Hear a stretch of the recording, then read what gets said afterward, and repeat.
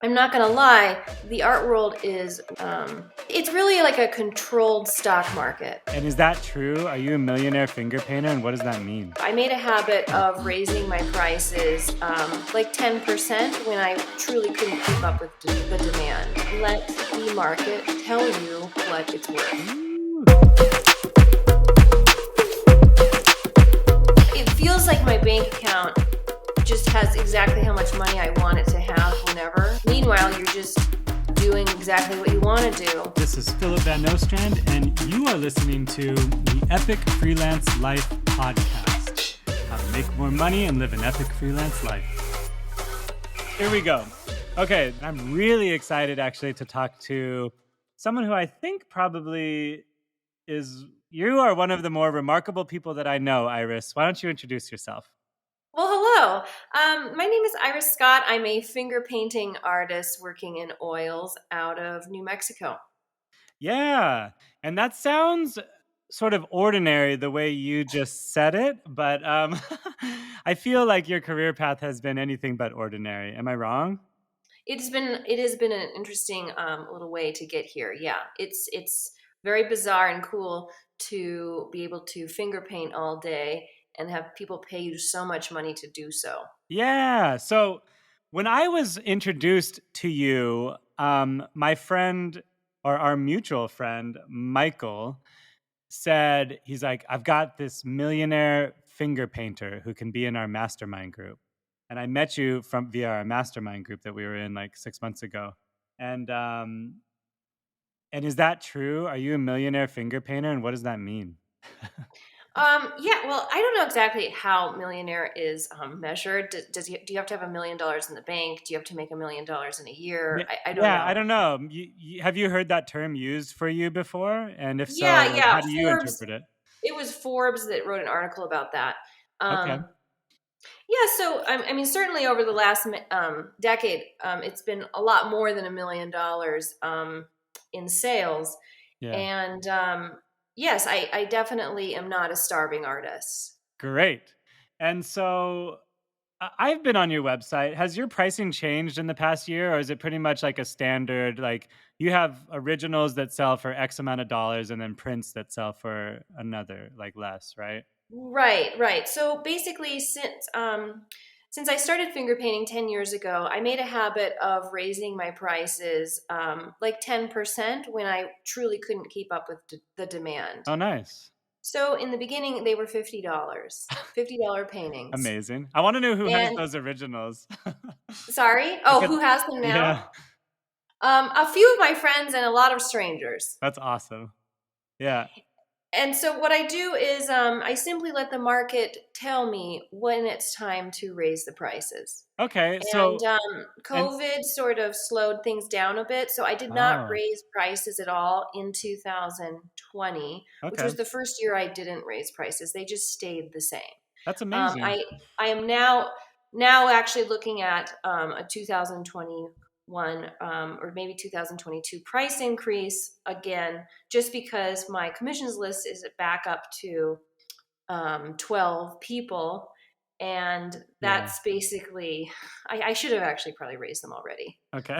So you can handle like maybe 10 at a time or something and Yeah. then like Yeah. so You can just so see. I don't want to do the math, but are you willing to share like what you're selling like your bigger, pieces for these days or Right. So 'cause the it's on the paintings sell website. for about $6.25 per square inch, which means that a 6 by 8 footer is around just under 45,000. Nice. And yeah, that's incredible by the way. um So I want to know who taught you how to raise your prices that way because I think a lot of artists just like stick at something that's comfortable and then either burn out or just do like spin that wheel forever. How did you know to like how were you so business savvy early on? Well, I wasn't raised by artists or art students. Yeah. I went to art school, and I did find that the education around pricing and selling was, everyone was very uncomfortable about it. It was as if selling art Hmm. made it dirty. Yeah, yeah. We just did not talk about that in crits. So, luckily, I sort of just excused that as silliness, and I listened instead to a real estate savvy uncle of mine who said, Ooh, let the market tell you what it's worth. that's so funny. This is like literally the exact same advice my father gave me. Mm, He said the market will bear, will bear whatever. Like he was a plumber and he just kept raising his right, prices until people said no. And so that was what right, he knew was like the top price, right? right. Um, Yeah. And I mean, people that see the painting get sold when they were kind of thinking about buying it are mm, so much more likely to be yeah, a quick client the next time you finish a similar piece. that's So interesting. it's so much better to introduce your art for $50 a piece and have every single one sell out as soon as it hits the web Yeah, than to introduce something for $500 out of the blue because yeah, it's just going to sit yeah, and yeah, sit and sit. And what makes art sell is that people see other people gobbling it up. yeah. Oh, you're so smart. I love this. Um, and so if you're listening right now and being like, who would buy a finger painting for $45,000? You need to go to her website and watch one of her videos because Iris Scott's art is incredible, incredible. And and you've done lots of interviews like this before, yeah? Yeah. Yeah, so you can find her on the web and listen to like her beginning stories and stuff and know that you're kind of known for like a dog shaking off water kind of paint. Is that Hmm. your like thing? Yeah, that was my first really viral artwork. Hmm. And then the dogs sort of account for maybe 10% or less of the actual work that sells. It's just happens to be a very viral Yeah. image. I really paint landscapes and animals the most, and Cool. occasionally figurative work and still lifes. Cool. I love that. Yeah, we had talked once about getting my friend Virtuous Courtesan out there and doing like some crazy like painted on dress project. Hmm. Yeah, That's I love collaborations. that's cool. So I guess what I'm curious about now is oh man, there's so many questions going through my head. First of all, I just want to say you're a very poised speaker here because we were chatting earlier and it was it's so funny to hear your podcast voice. I like it. It's very academic, I think. Oh, good. Yeah, Oh, good. it's funny. Yes, I'm not swearing constantly like I was in our first conversation. No, no, no, no, no. This is great. So you got great advice from like a Real estate business uncle. savvy uncle and then have been raising your prices and oh, I guess this is what I wanted to ask is were you nervous in 2020? Were you like, oh shit, this is the first year that I'm not getting like the high demand commissions. Like, is this over? Or what Right. was going Yes, I through your did. head? I actually did have that thought. In 2020, right when the blank hit the fan, I was like, "Uh-oh, I just had two people cancel commissions. I've never had a cancellation." Wow. Right? Never. So I was like, Yeah. "Oh, it's Armageddon." And the truth is what I did is I just adjusted. Instead of saying, okay, the minimum commission anyone can ask me for is 60 by 60 inches and Yeah. 25 grand.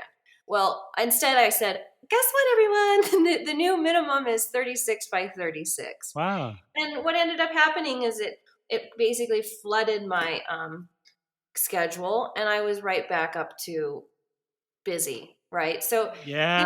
that's what being a freelancer is all about. It's about like, if it rains, you change the style of the clothing you're wearing, right? Yeah. You have to change. It's about adaptation. It's Yeah. about Like being like a little flexibility. coyote, who's Yeah. like watching the prey and trying to figure out like, okay, they're doing something a little different. I'm gonna have to be different. This is so good. Okay, I know you said the name coyote because you currently are living in New Mexico? Yes, I moved to New Mexico right before the COVID thing hit. Yeah. Just it was just a coincidence that I left New York City for the country. Oh, Hmm. wait, I live down a 10-mile long dirt road, um, surrounded by 500-acre parcels and national forest, and that's we really truly insane. are in the middle of nowhere. When was the last time you saw a coyote? A few days ago. I love that. Um, okay, good. Yeah, so you adapted, and that's how I was gonna ask you, like, how do you deal with stress like that? But it sounds like you're a bit of a problem solver, and you kind of like put yourself in your audience's shoes, maybe, or you just tried something a little different. Right. Well, let's define stress, right? Okay, You could yeah, say, "Oh, I'm stressed that I don't have 60 by 60 inch commissions coming in all the yeah, time." Okay, well, what does that really mean? It's like, "Oh, I'm stressed. I can't pay for all this other crap I don't need." Right? So then yeah. it's like, let's meditate on all those things I really don't need. Let's get rid of them. I Mhm, think that one of the first phase of being a freelancer is that you have to understand how to love being poor, because loving to be poor is the backup plan at all times, This is right? If I so you're lose speaking to my soul. everything, Yeah. oh good. If I lose everything right now, I have a fantasy about what that looks like, okay? So let's just say, and I don't even know how this could happen, let's just say every single client just changed their mind, Mhm, right? No one wanted to buy oil paintings anymore. Well, okay, I'd sell my house. mhm. I would downsize completely. I would move abroad to a cheap country again. And I would sell pretty little watercolors or something to tourists. And that would definitely cover my costs of life Wow. because it isn't that expensive to live. Yeah, It's just not true. you're right. So since that's always this sort of romantic backup plan, little setbacks aren't as scary. And so when you don't live in fear all the time, in fact, I spend a lot of time just saying to myself, la la la la, I'm a money magnet. You La do di that? da di da. I love painting. People love my paintings. This is so great. And I visualize outrageous things happening to me, you Okay. know? And Wow. it all comes true because I'm not biting my nails, imagining this like terrible world where like I Yeah. make a little less money like next year. Yeah, You know what yeah. I mean? It's like, Well, I because do. otherwise, if you whatever you fear, if you think about it a lot, if you think it matters to think about it, Yeah, it will start to turn into matter. yeah. Look at you. You're a little, like a little Zen Buddhist slash New Age shaman. I like it. um, I agree with you on all counts. And what I'm hearing you say is, one, that your identity is not necessarily tied to like the price tag, Mhm. and Mhm. and that's good. That's healthy because your identity comes from within, probably, Mhm. and therefore you can lose stuff and still be happy. Mhm. And I'm also hearing that you have like a very flexible attitude towards like what is essential in your life. Like you're an essentialist almost. Um, Right. Yeah. Mhm. yeah, Yeah. My second favorite hobby is backpacking. I love that. Yeah, backpacking is like pure essentialism. Whatever you possibly need is on your Yeah. back, and that is it. Yeah, 20 pounds of what you need I is on love your that. back. Side note, I was going to hike El Camino de Santiago in the north of Mm, Spain. Are you familiar? mm. Very familiar. And I was gonna do it in April 2020, and I had to Mm. change plans. But it's still gonna happen one day, and I'm so excited to have everything I need on backpack for like Oh 30 my days. gosh, yes. Through hiking is just the greatest thing. And I actually live about a mile from the Continental Divide Trail. I can Oh, actually walk to it. cool. That's so crazy. Um, so so I love what you're saying because in 2020, like during the pandemic, I also sort of reverted back to like I call it my younger frugal self. Yeah. There was a time when I was doing like $5 footlongs from Subway or whatever and sleeping on a futon in someone's garage. And Yeah. I was like, "Oh yeah, I was really happy back then too. Like I can Very happy. tighten the belt and just kind of like hold my breath for a little bit and figure out where I've stored all my extra money in some Bitcoin from 2018. Yeah. And then like make things work for a little bit, and it did. And I'm really proud that I came through. I'm proud that I came through the pandemic not having taken out a loan, actually, and no judgment to Good for those who you. have. But I feel like that was like my personal challenge. Like I'm not gonna go, I'm gonna do this, right? Like I can handle. Yeah. And so it sounds like you made like a quick switch and it really worked for you, which is cool. Yeah. Just adjust. Yeah, but now you're back to kind of stasis, or like what was like pre-pandemic normal Yeah. for Iris, Yeah. right? If not now, yeah, and even better than pre-pandemic now. So why do you think it got better for you? Hmm. Why did it get better? Like why did it swing back to above normal instead of just normal? Um, Gosh, I don't know. All right, all Oh, right. actually, there are some things at play here. Mm. So there was this interesting phenomenon during the pandemic where online sales, pretty much across all industries, kind of skyrocketed. Mm. And as an affordable print seller, also, people were buying prints at like Christmas level almost every day. Oh, So on your side, so they my weren't buying originals, but they were buying the print stuff. yeah, they weren't really buying the Yeah. originals, but they were just gobbling up affordable prints, Wow. and it's because, and there were theories that the reason that this was happening is because people were home and they were looking at their walls and they had time to make choices, Yeah. and Lots of they home wanted projects. to Yeah. spruce up their houses. Yeah. So anything having to do with the home kind of went up. I think they said Home Depot had record earnings last year, Yeah, because big so many time. people were like, "We're gonna work on our home." Yep. That's amazing. So now I guess I want to ask this question because I don't think people realize like how many ways you make money. But like, what are the different sources of income for you right now? And it might all just be art related, but I'm curious because I don't think I even know. My primary income is originals. They're Yeah. sold either directly to the customer who contacts me through the internet or something. Hmm. Then the second way is through a gallery. There's three of them. Okay. In, and then the third form of income is prints.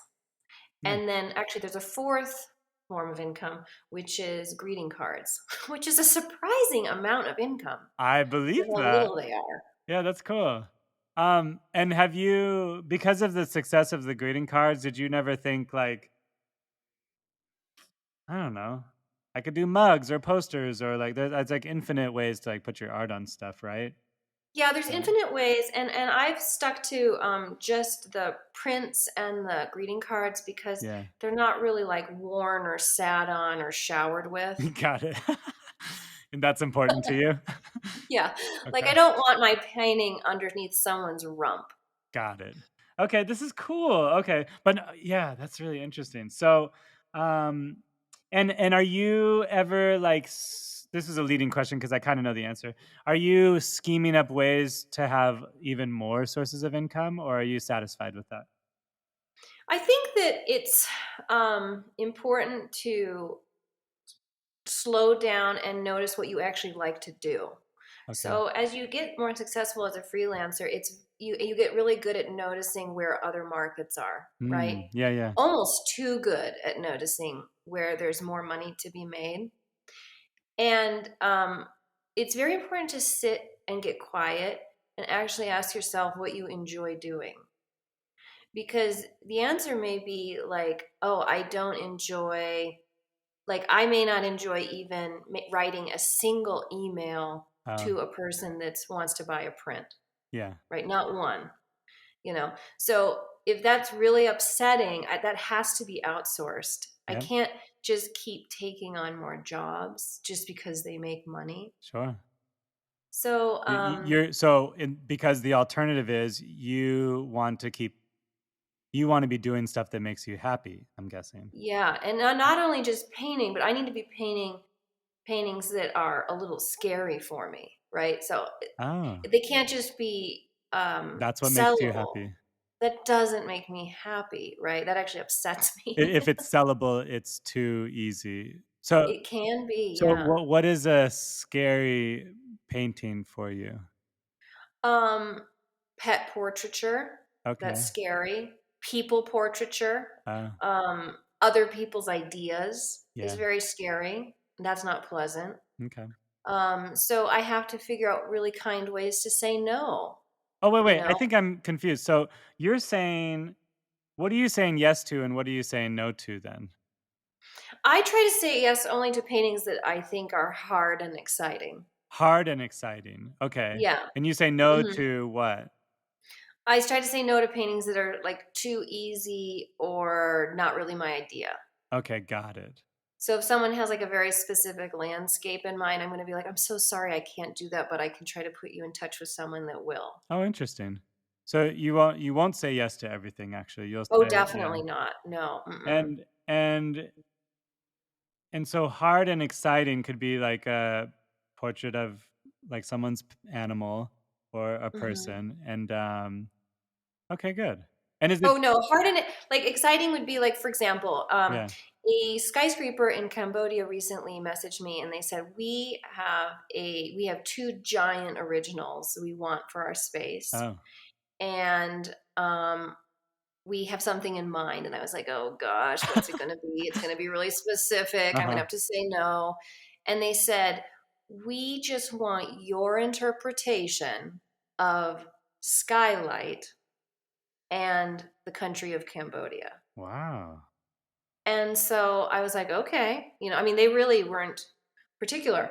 So I ended up creating this really cool sort of broken glass sort of patchwork of different images and textures and close ups and landscapes of Cambodia. And it's like one of my favorite paintings ever. That's amazing. Are we able to see this anywhere now or I haven't posted it yet, but it will be on my site, I'm sure, by the time this interview goes live. that's incredible. Congrats. Thank you. And so are you receiving like emails, random emails like this all the time? Yes, actually, yes. In fact, my mom and I call it rabbits. Oh, So rabbits are delightful messages or developments that have come in through email or phone calls. that's so And funny. Yeah. there's small rabbits and there's big rabbits. And my mom always calls me, and her first question instead of hello is tell me about the rabbits. Ah, no way. I love that. I get rabbits too, but I always tell people like, "What a delightful text to receive this morning." Oh no, Yeah. that's a rabbit. Yeah, yeah, because it's from a planner who's like, "Hey, I think I got like a big retreat in St. Thomas in a couple weeks. Like, are you There you free?" go. That's a rabbit, yeah. That could be a very big rabbit. That was Some they're actually rabbits of unusual sizes. that's a true life story, so I'm waiting to hear back if that's gonna happen, but, that's amazing, Iris. So my next question is, how does, um, a tower or, like, a building in Cambodia know about you? I believe it's Facebook or Instagram. Okay, I is my guess. and I think that 90% of referrals are coming through social media. you have, like, a pretty massive following. Do you know your numbers right now on Facebook or Instagram? It's around 500,000 across the two platforms. Okay, that's more on Facebook though, right? Or Yeah, yeah, so a you little have a bit more. huge, like, fan page there. Um, and do you manage that much or I try to do a little bit of it, and I've outsourced it to a couple of family members. that's good. I'm literally on Facebook, like, once a month. Right. Yes. I I have to, like, don't remember to follow check it. anyone on Instagram. That Instagram is the one I actually open. Yeah, I find that following anyone on social media is just too darn distracting. yeah. So you really are an essentialist, I like it. Um, Yeah. Side question, I guess. Uh, do you and tell me if this doesn't matter, but do you can I think there's, like, an interesting world where you're either, like, a fine artist, like a pop artist, or like a something in between. I feel like you're something in between this world of, like, Right. fine art and pop art and, like, I don't know, Right. working for Yeah. Target or whatever. So, like, I don't know, like, how does that matter to you, like, how you identify as an artist? Because I feel like that sort of dictates what you're able to price things at, but maybe not. Well, this is a very interesting question. Yeah. So, historically, there are all kinds of artists that are, there are some commercially successful artists, Yeah. there's mass appeal artists, and then there's much more obscure artists, Okay. or then initially alienated artists. Um, And who are you? Historically speaking, the art world really loves an alienated artist first, or a very unsuccessful one first, who's Hmm. then discovered by a small group of rich people, Got it.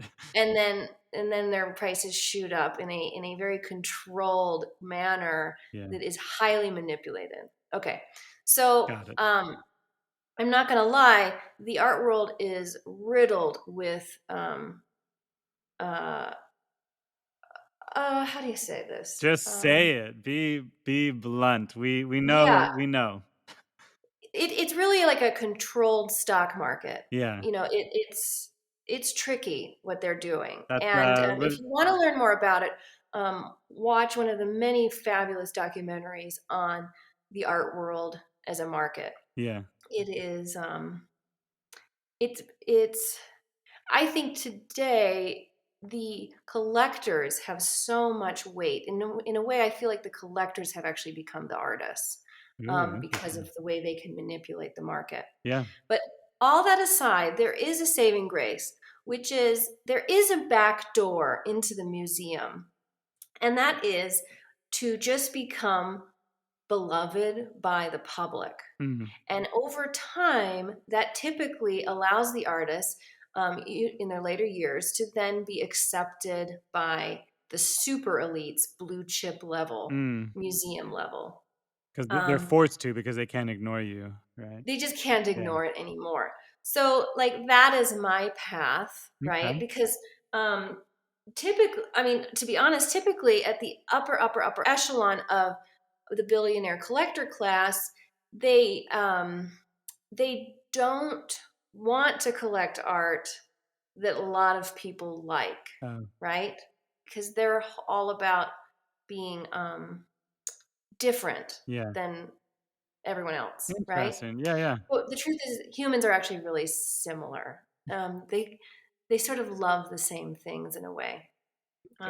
We're all one. So the artwork that I make is a lot more joyous than you will see of probably typical um, blue chip contemporary art. Yeah. That makes Because sense. it just happens to be not in style. It hasn't been really in style since the 50s, 40s or Your 50s. style? Uh, joy, Oh, just joy. joy, beauty and You joy. are Beauty went creating. out of style a long time ago. So some of my collectors have collections with things like Jeff Koons and Damien Hirst and all of these blue chip contemporary artists. There's a few of those collectors, That's and so then there's great. I love it. I yeah, love there's it. a few of Yeah. that. And so what's weird about me is that I'm crossing over into both um, markets, Yeah. which I think is a really good thing. Yeah. And what do you want for yourself?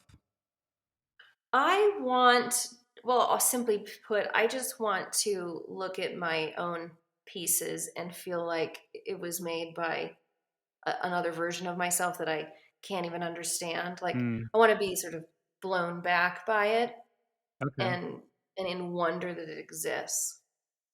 I love this so much. So I guess I realize like we haven't quite been talking about living an epic freelance life, which is the whole point of this podcast. So I want to ask. We could just edit out any of the nonsense I've No, already no, talked this is about. all good stuff. Like it's very kind of granular for me, and I like that.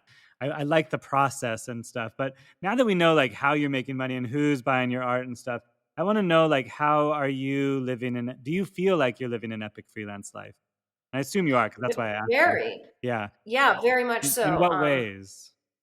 Um, well, I mean, I literally like, I literally skip around being like, la la la la la. I can't believe it. You- Fa la la la la. Is this really You're happening? so ridiculous. Um, for me, the the epic freelance life. It feels like my bank account just has exactly how much money I want it to have whenever, like a magical piggy bank, right? You you open the piggy bank and there it is, all the money you need, all the time. And then Uh-huh. meanwhile, you're just, doing exactly what you want to do all day And long. and what La la is it la. yeah, but what is it exactly that you wanna do all day long? And Oh, I just yeah. basically want to tinker on paintings, plan paintings, think about paintings 24 hours a day. Got it. I'm glad you still like painting then. That's I good. do actually. More and more. And you live on you said something about like 500 acre parcels of land. Did you purchase one of those? And what's your like kind of life look like out there? Right. So I live on 500 acres and we're building a house. I'm working in the studio, which we built first. Okay. Um, You built the I, studio before the house? sorry? You built the studio before the house? Yes. Got it. Yes. And because I needed to work right away. I can see, between 6 and 100 miles in 360 degrees from Hmm. the house. It's just massive land. And there's this interesting thing in the desert where you have this landscape of openness where you don't have like a wall of foliage bouncing your consciousness back at you. This Yes. area draws a lot of artists. I have a theory it's because your vision goes so far and Hmm. there's not too much green to bounce it back. And so you have this expansive feeling here, this Yeah. growing feeling. And as soon as I landed here on years ago on a little scout to find out if I really wanted to live here, as soon as Mhm. I got out of the airplane, I was like, "Yep, this is the place." Wow. From New York to 100 miles in all directions, nothing. Yeah, That's so crazy. So that I mean, your theory might be true considering how many artists are out in Marfa, Texas, which is like a dust bowl in the middle of nowhere, yeah, Texas, yeah. right? There's a thing about this. I swear. Yeah, artists in the desert. Yeah, that's really interesting. Yeah. They're So, usually older.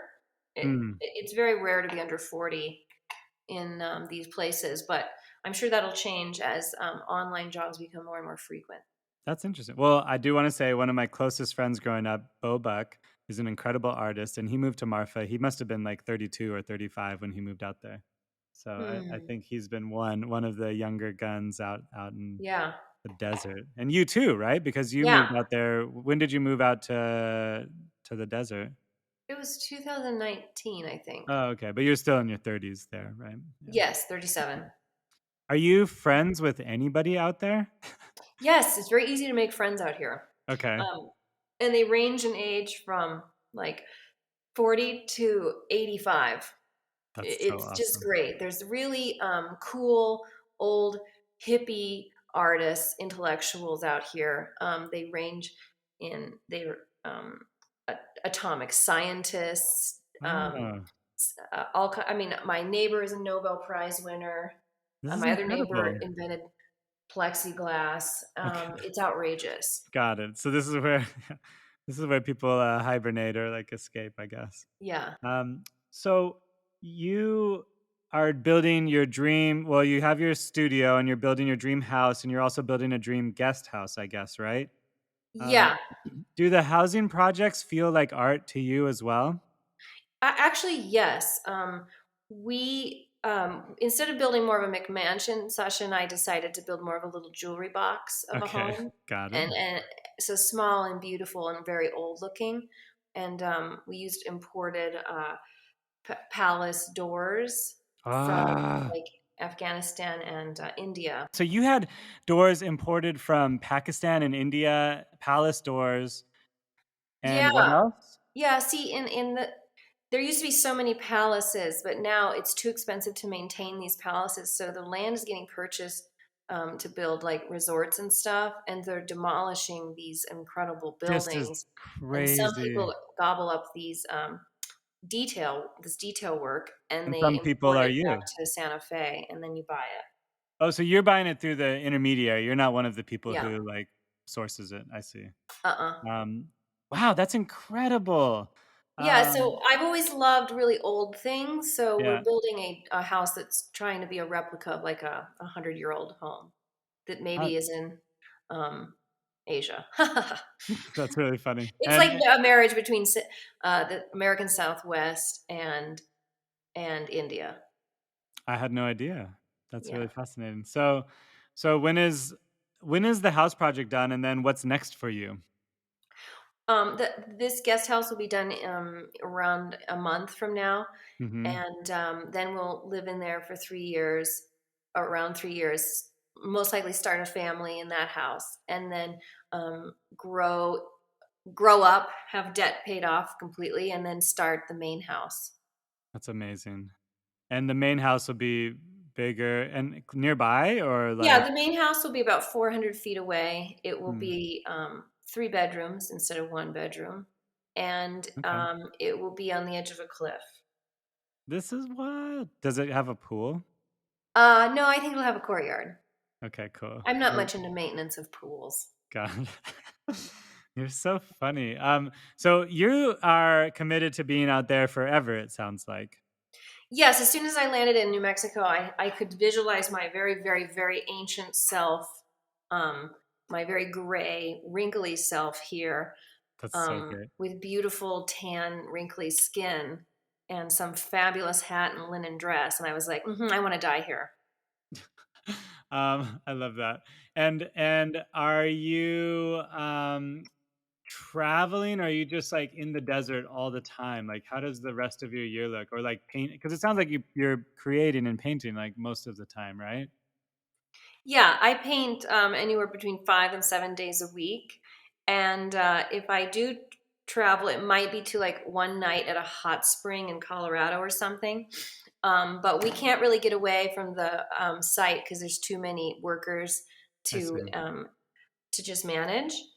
Okay. But for example, yesterday Sasha and I packed our backpacks, which are about 20 pounds each, and we just walked out the back door and camped in the canyon. Mm, It's under the stars, no tent.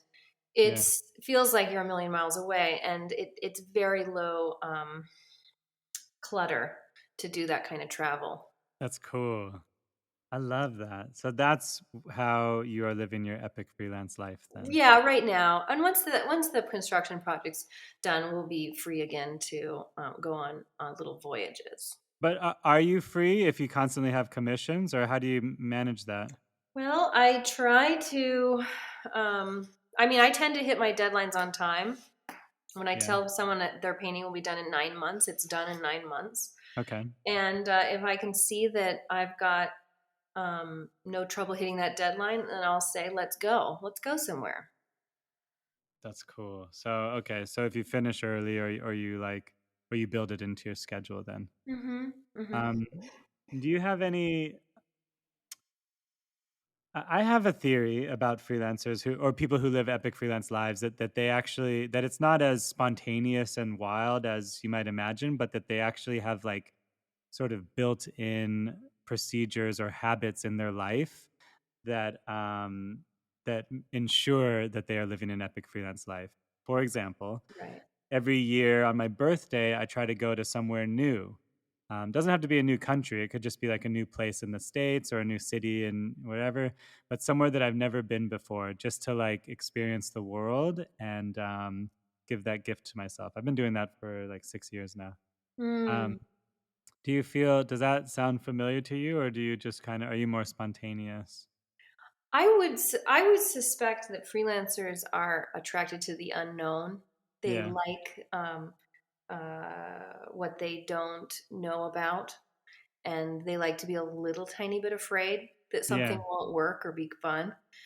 That's kind of what travel is about, adventure travel. Yeah. Um, Freelancing is a lot like adventure travel, except it just you do it 9 to 5. As a freelancer, I think that it's important that people understand that I don't wait around for inspiration or the mood to work. Uh huh. I conveniently the mood to work starts at 10 a.m. and ends at 6 p.m. every day, Got it. Yeah, yeah. because it needs to. And if it's not, I get kind of an itchy feeling because I feel like a slacker. Mm-hmm. Um, But what are the habits that you've like cultivated into your year that ensures that you are like enjoying, living your best life? Is it just mhm. working every day from 10 to 6, or is there something else? I think that any little bit of traveling is just so exciting.